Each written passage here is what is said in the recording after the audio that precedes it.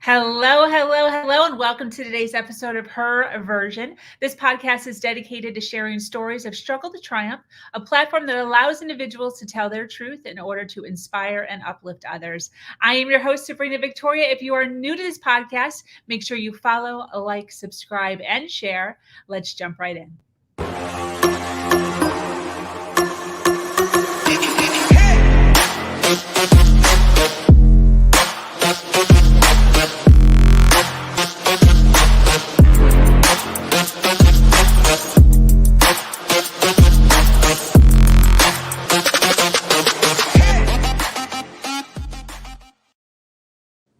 Hello, and thank you for joining us today on this episode of Her Version. The Her Version platform is built on storytelling and the understanding that many times our greatest learning experiences come from listening to other people's stories. Today, I am speaking with an amazing woman named Carrie Phelps. Carrie is here today to talk about a fairy tale life that pivoted into a whirlwind of challenges that she never would have expected. She is here today to talk about trusting the universe, finding your passion, and how yoga changed her life. Welcome, Carrie. Hi. How are you? So good. Thank you for having me, Sabrina. Yes. Thanks for joining. I know that you have so many things that you have going on in your world right now. So I so appreciate you taking some time to sit down with me and talk to our audience about your journey and how you got to where you are right now, which is an amazing place. And I'm super excited to hear all of the awesome things that you have going on in your life right now. How was your weekend? It was great. I had a little bit of time with my boys, and I had a little bit of a struggle with the deal that's I'm doing both sides. I was a little worried it might fall through. I think we're going to be fine. We might just close a little bit later. That's, the real estate world. So, yeah, and then I had a little bit of friend time as well. So good life balance. Yes, we're not always so lucky. So that's cool that happened for you this weekend. That's awesome. I actually just went to my fiance's triathlon this weekend. It was on Saturday, and it was the longest one he's ever done. And he was happy with his time and got to spend some really awesome quality time with some friends. So that was super cool for us. That's awesome. Yes. I've only Listen, half marathons, and my legs would always cramp at like mile 10. I think I did 7 of them, and I finally gave up my goal of a marathon. So kudos to him. No. I'm right there with you for real. I was kind of joking. We were talking, everyone was kind of talking about the things that they've done and all of the stuff. And, they're like, we've done 16 and we've done 30 and we've done Ironmans and triathlons, all this stuff. And I'm over here. I'm like, I've done a few 5Ks, just like just like 3 miles. Yeah. And then my fiance's friend's wife was like, yeah, I run 5 miles every day. I'm like, oh my gosh, I need to start working on my fitness goals. It can be intimidating. Yes, it can. It can be intimidating. Well, listen, I am so excited to jump in and talk a little bit about, your journey, what you've been through in your world, and what you're doing now. So I'd love to just kind of open the floor to you and kind of just have you explain your childhood and what your life kind of looked like as a, child, young teenager. Okay. Well, I feel like I feel very blessed. I truly had like the fairy tale childhood. My parents were together. I think one time I heard them argue, and my dad just went out to work on the boat. Like they literally were best friends. If they argued, I didn't know about it. And they truly, my dad was an entrepreneur and my mom worked for him. And so they worked together a lot, and they really encouraged us girls to just really, go after whatever set our soul on fire in life. And so, young, it was like dance, And I did a lot of dancing. Oh my goodness. I think I danced like 5 or 6 days a week. Wow. I danced a What lot. kind of dance? Everything. I did hip hop, everything. And then my main focus became ballet. And so it was very structured. And now looking back, I feel like that's probably what helped me become very, dedicated and strong resistance to like keep going for my goals. Cause, ballet was I'd have bloody toes sometimes. Yes. And one of my favorite dance teachers, he taught me the word tenacious. And he used to always pick on me. And I didn't like it. And I remember coming home and like, Mom, why is he always picking on me? He like demonstrates everything on me. He like makes, and I didn't like it. Other girls were getting jealous because I was getting all this attention. I didn't want it. And I finally had a meeting with him, with my mom. And he's like, it's just because I see something more in you than like you're seeing in yourself. And he's like, I'm just you to believe in yourself and like go after it and be tenacious with life. And so, I'm grateful for that. Yes. If I was like, wow, he was so amazing because he truly helped me get out of my shell. I was very shy and quiet as a young girl. I remember, so dance helped me kind of, get out of my comfort zone because I was very much an introvert, which if you meet me now, you'd be like, what? Yeah. Dance, it really did help me get me out and feel more confident in my skin, I think. And I remember sitting down at the dinner table and I was like, I'm gonna go out for cheerleading. And my dad was like, that's great. Go after it, but just, you gotta like use your voice and like, be in front of people, right?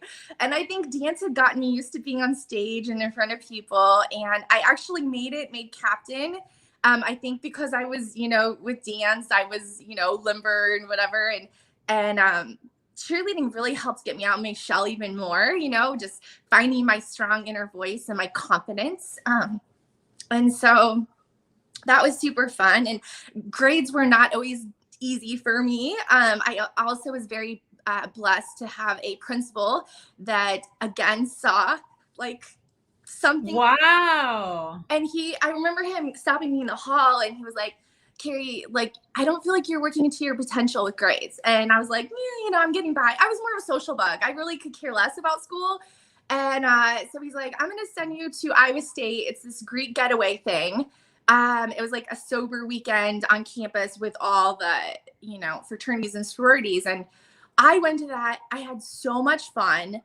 And so the social butterfly in me was like, I'm going to go to Iowa State and I'm going to be a Chi Omega.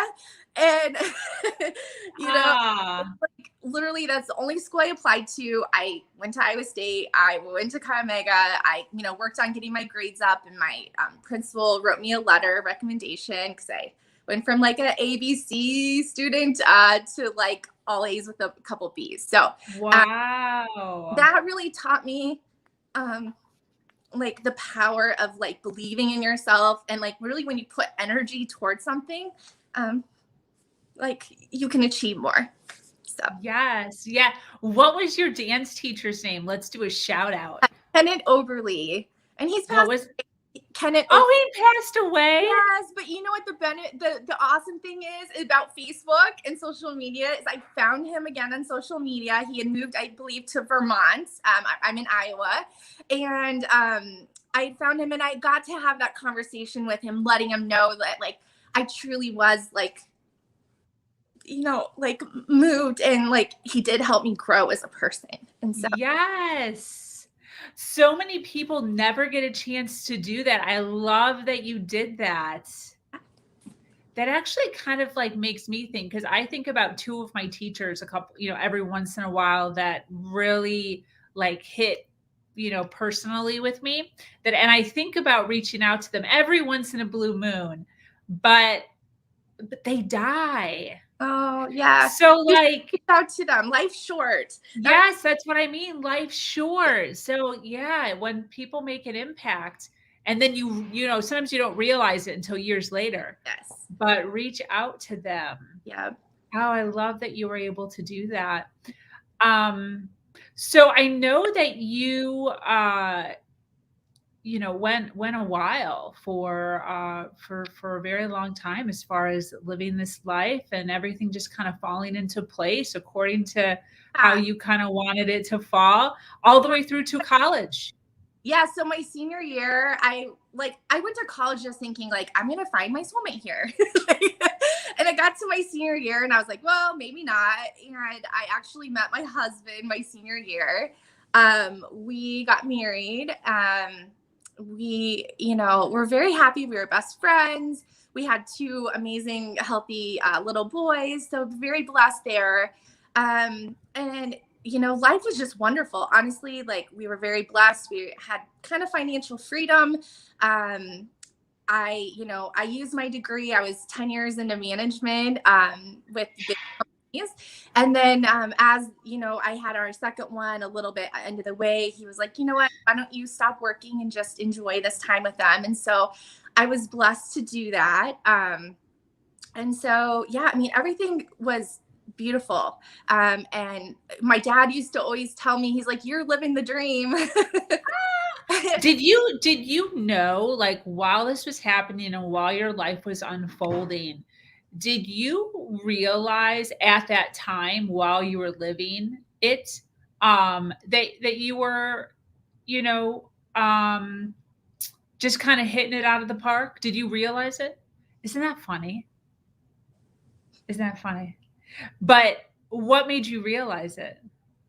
So I realized it when everything began to like fall apart. Yes. Isn't that crazy? So talk about that. Explain that, because I think that this is so important for people to realize. A lot of times we think that the bad is so bad, and it is. It is.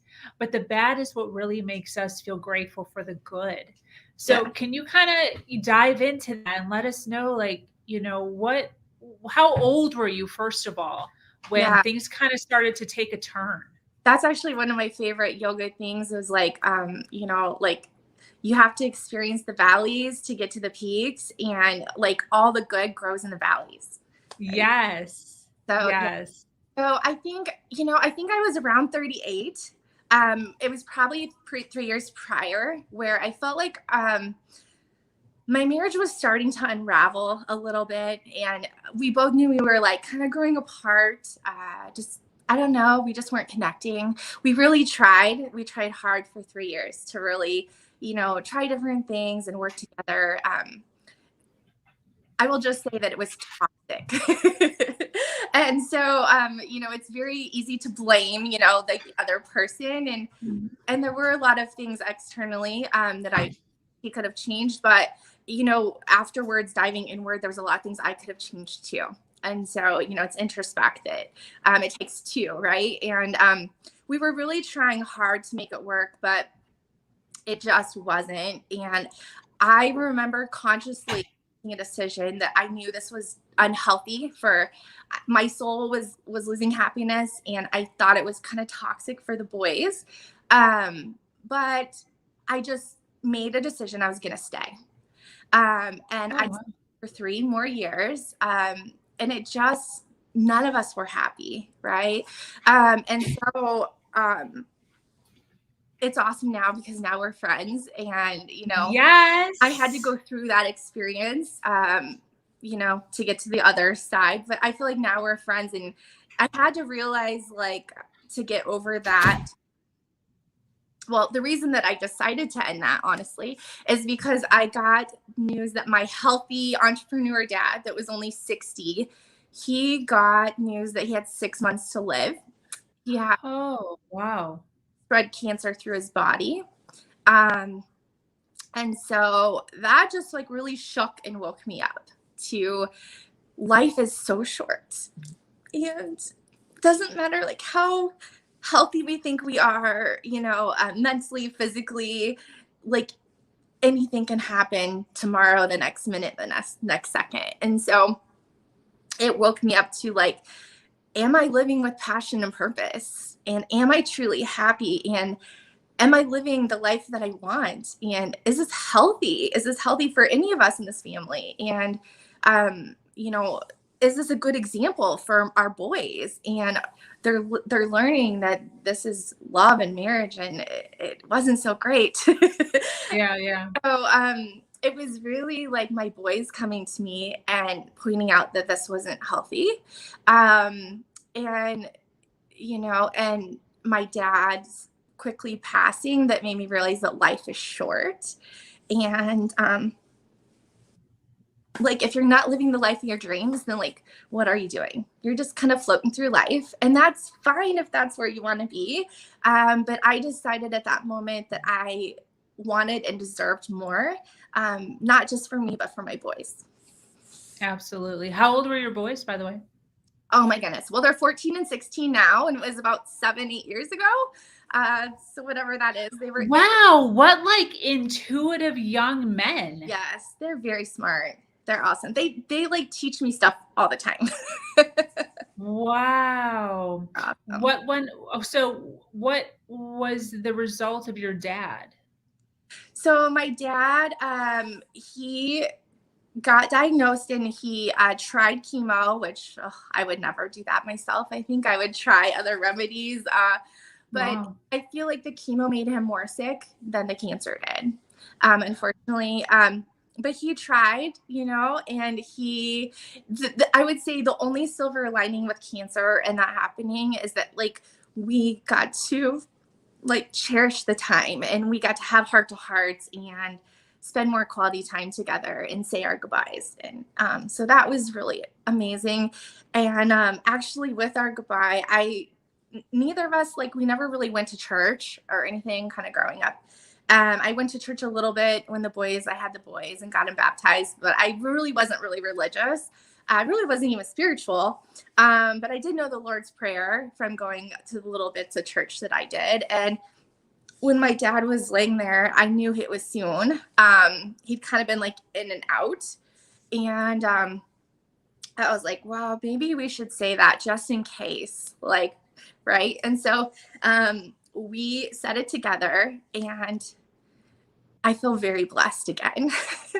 Because in that experience, like, I witnessed him, like, he was like, wow, what is that light? And I was like, what light, Dad? Like, what are you talking about? And he's like, what is that light? What are those two dark things coming at us? And I was like, I don't know what you're talking about. And so I just kind of got quiet, and he like was mumbling. And then I remember him saying like, Friday, Saturday, Sunday, Monday, I come home. And I was like, okay. And then he kind of like went to sleep, and I was like, Dad, like, what are you talking? Like, what? And he was like, what day is it? And I was like, it's Friday. And he was like, okay, good. And he went to sleep.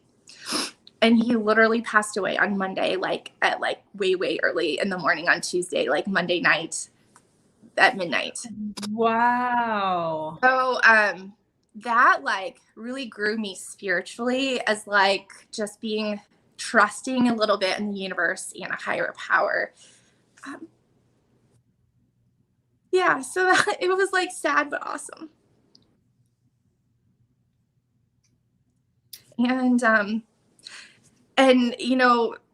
I had already filed for divorce, and I think his biggest thing was he was like sad he wouldn't be there to like see me through,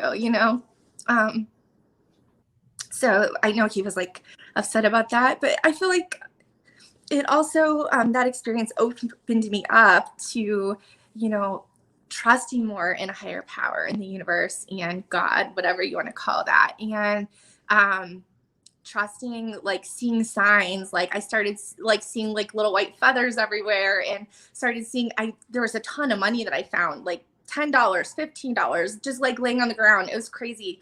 And when I was Googling, those are all signs that like your angel's near. Oh, yeah. So absolutely kind of cool. So I feel like he's still here with me. It's weird how like I don't, and then all of a sudden I'll like get some sort of sign. And so I just like to still bring him with me on my journey through life. Yes.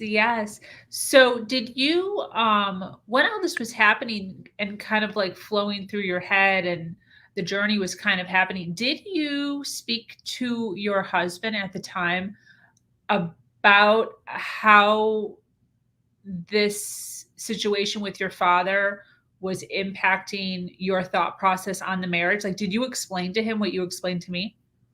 Yeah, we talked.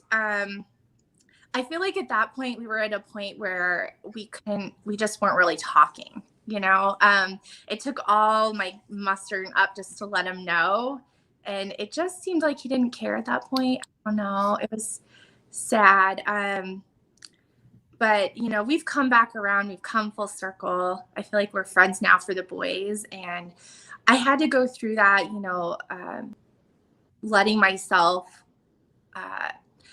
honor the wound, I feel like is what I called it. Like just honoring the wound, honoring that, you know, we came together for a reason, and maybe that wasn't to be together forever. But maybe that reason was to, you know, have the boys and to be lifelong friends and, you know, be there for them.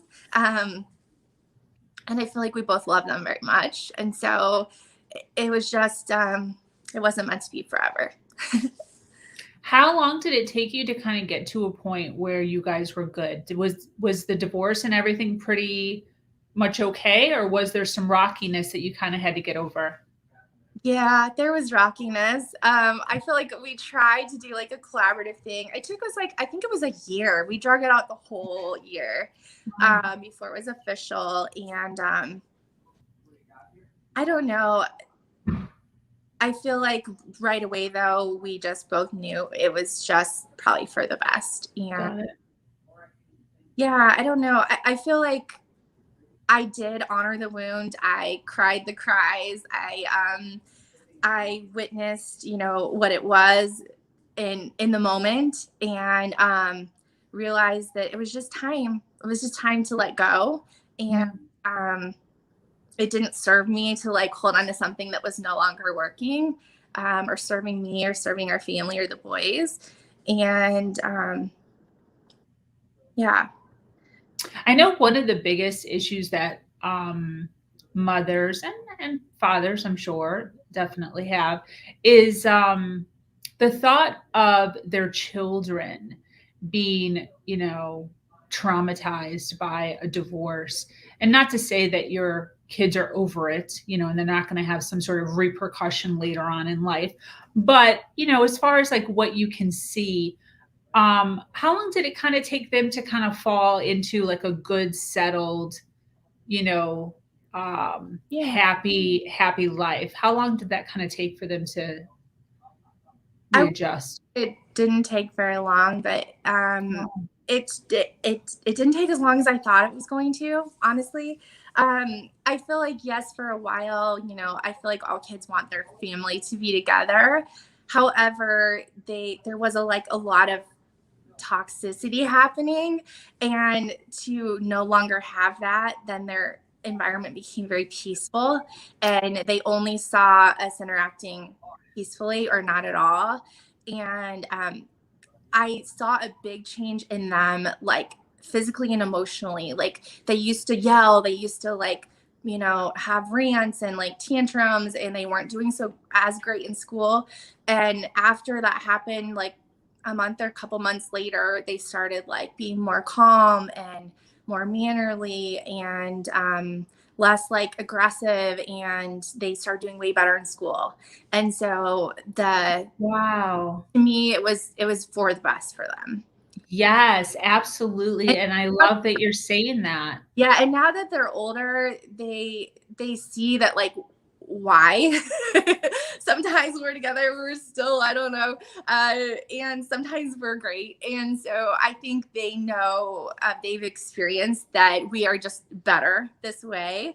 And I think you know, they've even said to me, Mom, we just want you to be happy. And you know, they are fine with if I find someone else, and they just want someone that will love and respect them and they can get along with, but mostly that will just, you know, treat their mom and their dad good. And you know, so yeah, we've kept everything like that very private and not really in their life as much. Yeah. And I think that's really helped too. That's awesome. I love that. And I love that you're highlighting the fact that their aggression kind of eased after the whole thing, because and that makes sense, because if they're seeing that in their home on a regular basis, it'd be easy to kind of fall into that. And a lot of times we don't realize that as parents. We think that having the mom and dad together is the best. And I think we're just now coming into a thought process that it might not be the best. There might be alternatives to it. And hearing your story right there is good evidence towards that. 100%. Believer. As I used to never, what's funny is I used to think yoga was not for me.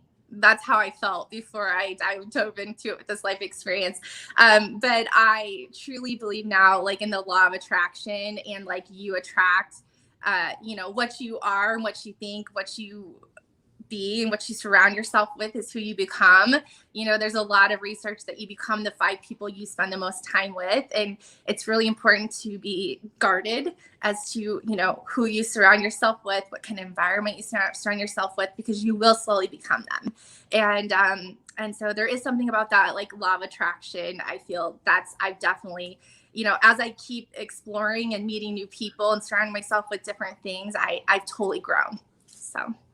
Absolutely. What were some of the things that you did to heal from your challenges? You were mentioning yoga. What are some of the other things that you did? So, it's funny because I used to be like a runner, like your husband, runner, a boot camp instructor, cycling. I was all about, I still love cycling, but that's how I got rid of stress. And, I was going through a divorce, losing my husband, losing my dad, and losing my financial security. Like all my security as a lady. Gone. Wow. Yeah. And so I was under a lot of stress, and I knew I couldn't keep going to the gym because that's how I needed to relieve stress. I was going to like tear up my body. So I was just going.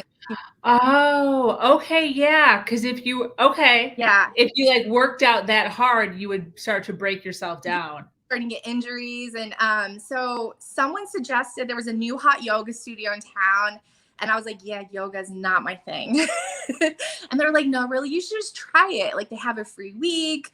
It's warm. It's supposed to be relaxing. And so I did. I fell in love with it. I loved its power yoga. So it was like hot. It was inspiring mindset. You built strength. I found old muscles like from my dancing career that I'd forgotten. Yes. So I got stronger mentally, physically, sweat, de-stressed. Just breathing alone helps you relieve stress and tension and just come into the present. So I could leave all that outside behind and I could just come to my mats and just be, Yes. And just inspiring mindsets were really helping me just feel better in my mind and my body. And it wasn't very long. I think it was like only a week, and they were having a teacher training coming up. And because I had taught fitness, in the past, I was like, I don't think I'll ever teach this, but I'm just going to dive in because I know that this has helped me feel better in just this week. And what if I like immerse myself into it for 10 weeks? So that's what I did. I became yoga teacher certified, and what's funny, it was only like probably 5-6 weeks in. I hadn't even completed the program, and my old friends were coming and they're like, Carrie, you're back. And I was like, what do you mean I'm back? And they're like, well, like you used to be so confident and like audacious and goal driven and passion filled. And they're like, you kind of lost that, but like, we see you coming back. And I was like, that's awesome. And so it really made me feel more confident in my skin, mind, and body.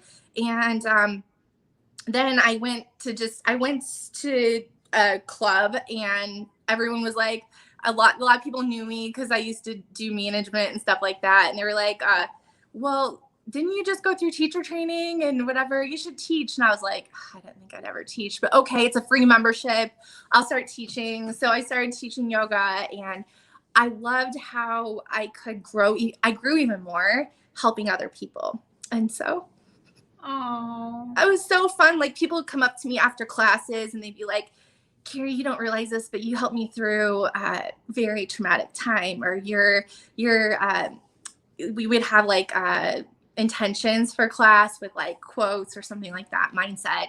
And they would be like, that was exactly what I needed to hear today. And so, Oh, wow. awesome. And then I also got into life coaching a lot too. And I was, I was a stay-at-home mom for 6 years. So when I was going through divorce, I also didn't have a career path. Like I literally was at the bottom of the valley. Wow. I think that you could be at. And so yeah, I started taking like online career placement tests, and they kept saying I should be a counselor. And I think I did like the mind flip of yoga, how you could come in like having the worst day ever, and in an hour you could leave just feeling bliss, right? Yes. So I did love that. And what was funny is I dove into a lot of self-help books, and a lot of those were by coaches. And so I didn't realize that I was like feeding my mind with all this positive growth mindset work. Because they were life coaches, I didn't even realize it. No kidding. Yeah. No kidding. So as far as healing, did you jump into this stuff trying to heal, or did you jump into this stuff just because it felt so good? I feel like, yoga really gets you into your intuition, right? It connects you with like yourself, your soul, and your higher power. And so it really got me into intuition and like feeling. I just started feeling again. I got out of my head, which in yoga we call your ego, right? Yeah. A lot of times we self-judge, like, well, if I go try that, people are gonna wonder, whatever, judge me, or what if I fail or whatever. And so I got out of ego, and I really just started following my heart. And I really dove in. I'm like, you know what? I don't care if this is not going to be my career path. I'm going to try a couple different career things, and I'm going to like let go of fear. I'm just going to feel into fear, and try some new things. And I just started trying new, honestly. Like for a week, I tracked with accountability on Facebook. I was like, hey, I'm trying something new every day. And I'd kind of post, and people started to like it. And they're like, okay, what are you doing now? And I think that really helped me get out of my own way during exploratory week, because I really was like, okay, obviously where I am is not great. I can go up from here. So I'm going to use this as motivation to like go to a higher place. And so I did. And I journaled a lot. I journaled my feelings, where I was and where I wanted to go, where I wanted to be. And I just started breathing into like feeling I was already there. And I started tackling fears. Oh my goodness. I've tackled so many fears. I started like little things like food I didn't think I liked, music I didn't think I liked, I actually love now. Like even yoga was something I didn't think I liked. So I just started opening myself up to new and tackling fears. I had a fear of being underwater, and I scuba dived. Wow. I almost killed myself. While scuba diving, or just in general? So you have to test out to get your license, and I was 25 feet underwater, which one of my fears was underwater. And I was 25 feet underwater in a quarry. I don't know how you say that. It's like a clear lake in Illinois.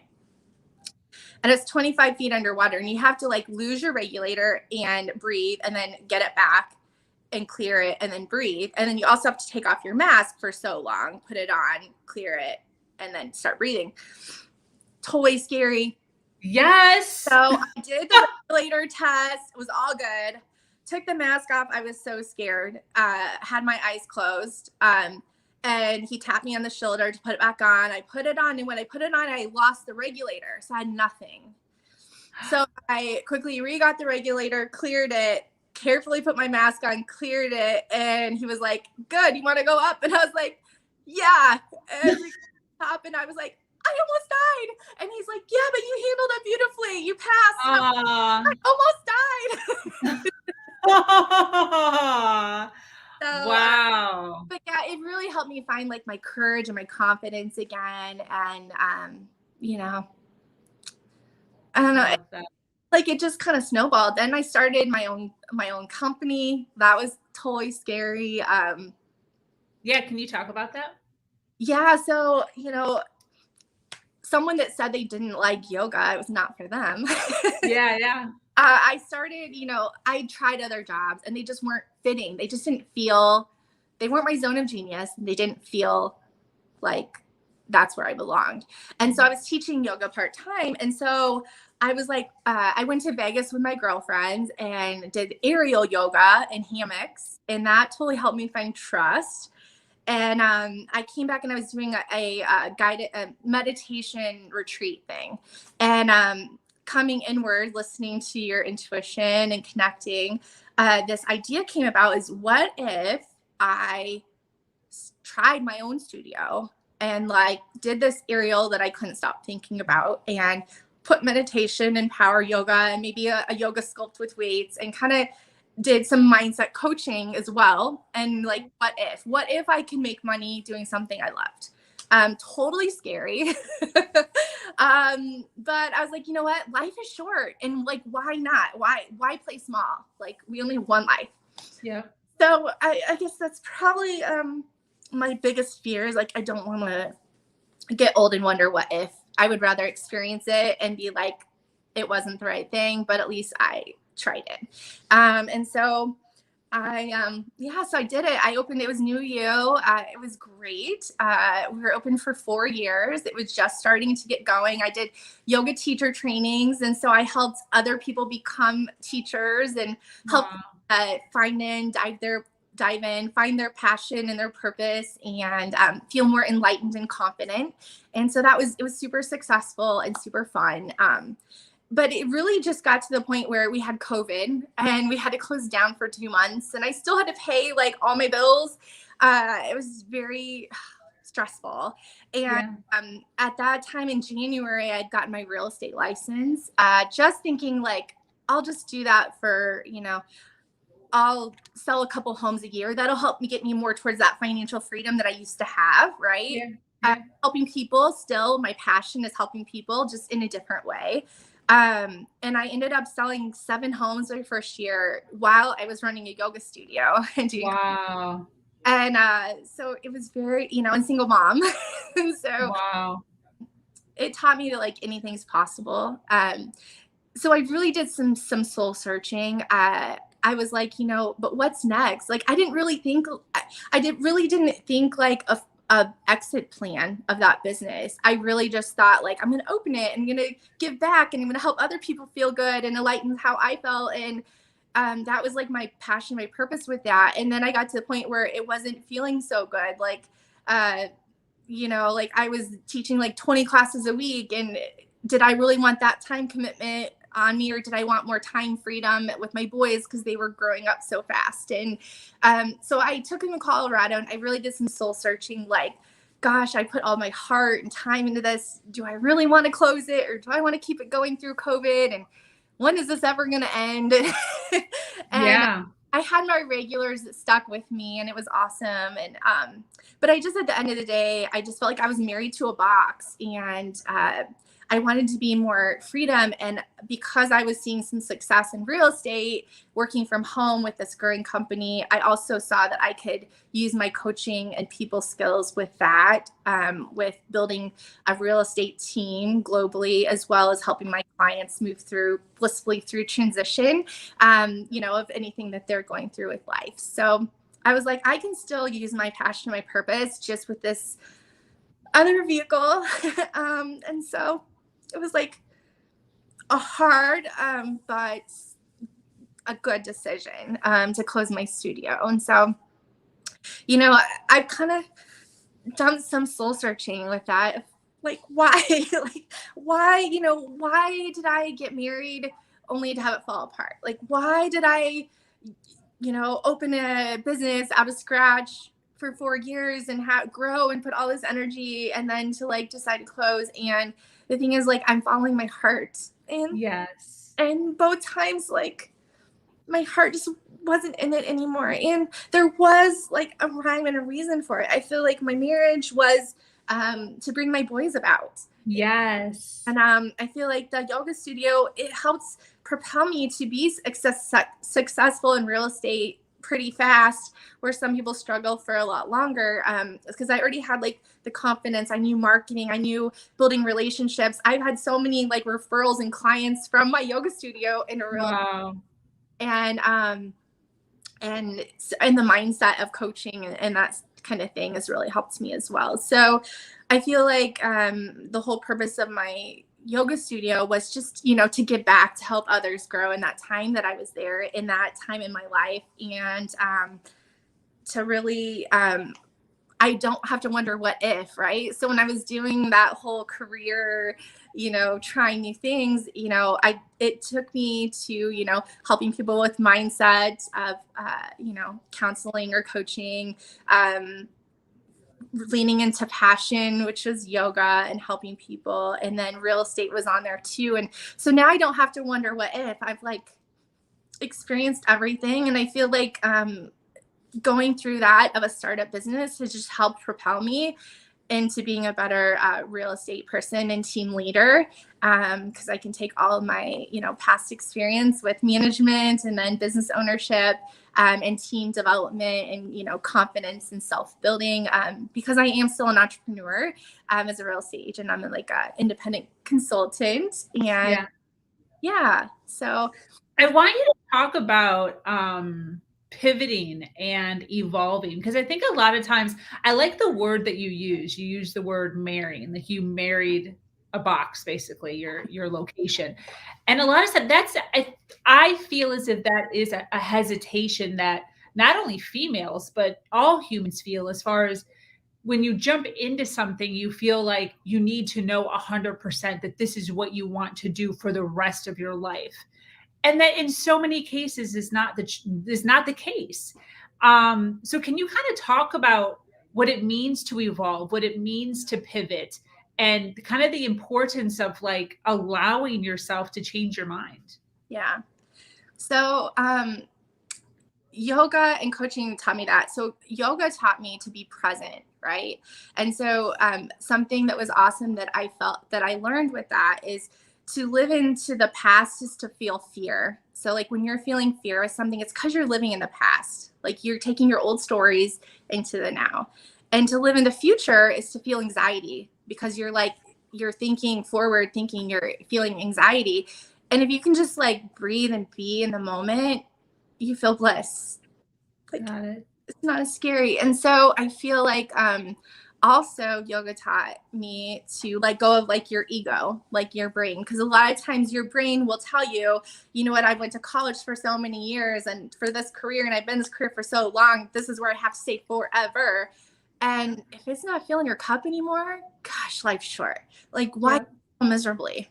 And so I think it's just trusting in yourself, trusting in your higher power, that like, you know what's meant to be will just be, and just getting into your feels, because that's one thing that I found is when you are living in your true, I call it zone of genius, like life just flows and you get into alignment. Life just flows. It feels easy. It feels natural. It's when you're resisting that life feels not so great, and life tends to not work out so great for you. It's like you're attracting that resisting, where if you let go of the resisting and you just let whatever's supposed to come, and trust that, God, universe has a better maybe place for you than you think that you have for you, and just leaning into your heart. When you're working from heart, like I used to say, I don't want to work nights. I don't want to work weekends. I don't want to do this. I want to do that. I mean, for the most part, most of my clients are in the day. I usually do have mid-morning appointments and stuff like that, or right after work. But I do sometimes work at nights, weekends, crazy hours, but it doesn't feel like work. It's I don't know. It's so hard to describe it. When you are truly living in your passion and you are working from passion and purpose, life just flows, and work doesn't feel like work. Work is fun because it is fun. You're doing what I feel we're placed here to be and to do. I 100% agree with you. Definitely. What's your view? I hear you saying the word universe a lot. What's your view on trusting the universe? Yeah. So I feel like, again, I feel like that's what my whole journey was about. Honestly, like, I'm not religious. I'm actually just starting to explore some different things with a friend, but I'm not religious. But I feel like, I didn't really trust at all. I wasn't trusting. I mean, I had, this perfect life, but my soul was empty, and I wasn't living with passion. I wasn't living with purpose. I wasn't trusting in the higher power. I was going to church. I was doing the day-to-day thing, right? Like a lot of people they kind of go with the day-to-day thing. They shuffle through life. They let life knock them here and there without having any kind of like going inward and planning what you actually want for your soul to happen, and then trusting that that's going to happen, but taking action towards those things. Yeah. Journey taught me, versus just kind of going through life and letting life knock you. When I wasn't in alignment and I wasn't truly trusting, I was living in fear. I was also living with anxiety. I was living in the past and the future, and I was going between the past and the future. And I wasn't really like just being in the present and trusting that like what's supposed to happen is going to happen. And like maybe one of my favorite quotes, I was going to try to, because I wrote it down somewhere. One of my friends taught me that like this quote, it says, "Life is happening for you, not to you." Yes. And that was like, aha. Yes. Explain what that means. Explain what that means. We have people watching right now live. Oh, yay. So what that meant to me is that like, when I'm living in like what I feel like I need and what I want, and I'm living in ego and living in fear, or what, judging, or worrying what other people are going to judge. We have this emotional scale, if you Google, and when you're living, that's more like lower vibration, versus when you start to learn to move toward like acceptance and trust and enlightenment and love, you get to higher vibration and you get to be happier. And that's, when you're at higher, you're living more in trust, and just trusting that like, at the universe, God, whatever higher power that you want to call that, is working for your greater good. Life seems easier and happier. Definitely. Definitely. As far as people, females, finding their passion and finding their purpose, for people that are just right now coming into or just discovering self-development, hearing like find your purpose, find your passion, it sounds so cliche. Mm-hmm. And for some people, maybe even sort of laughable, kind of like an eye roll. Especially if we're in a dark spot, in going through challenges, going through struggles. Why do you think it's important for people to find their purpose or their passion, or both? Well, for one thing, my journey has taught me that it can't happen until you're ready. And once you are ready to accept that you're ready to start living differently, and you're ready to, I call it growth mindset, you're ready to start living with more passion and more purpose, then you will start to seek it out and find it, and it will become. So, everyone's on their own journey.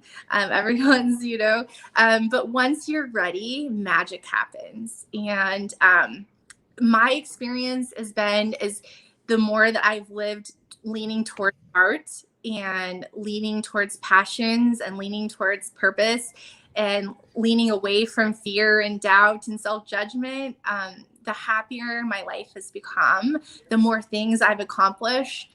Sometimes I do vision boards and goal setting at least once a year. A lot of times I do it a couple times, like every quarter I kind of recheck in and shift and adjust, because I will tell you this, I accomplished a lot of things in like a month that I thought was like a year goal. Because when you can sit down and get very clear about what you truly want, and you write it out and you have it there as accountability, and you're looking at it every day, you accomplish it so much faster. Yeah. Than if it's just like a wish in your head and you don't put any time and energy towards it. And so that's just what's been fun and exciting that I've witnessed, is that I have saw so much growth, and the bigger, the more that you experience and find growth, the more exciting it becomes, and the bigger your goals get, and the more that you want to accomplish in your short time here on Earth. Yeah. So yeah. How old were you, by the way, when you kind of first jumped into yoga and life coaching? So I think I was 38. Okay. I was 38. I'm 45. I know a lot of people think I'm way younger. You do look way younger. I'm very blessed. But yeah, I'm 45 now. So I'm actually, in one of the pages that I sent you, I'm growing a global real estate team that has a lot of different options to grow. And I'm going to be adding a weekly goal setting type class for free. So is that the Facebook?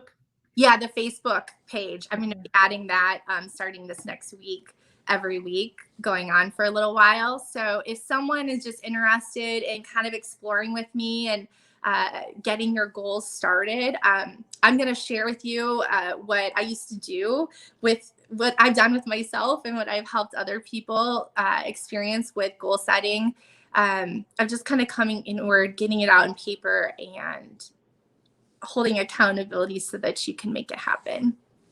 So that's going to be awesome. So you can check that out below if you're interested. And are you still there? I lost you, I think. I don't know. I guess I'll keep talking. Maybe hopefully she'll come back. So anyway, I just, it'll be fun. We're going to dive inward and upward with some goal setting and see if we can get your personal and professional goals going. And I don't know. I think it'll be super fun. I don't know. She disappeared on me. I'm not sure what I should do.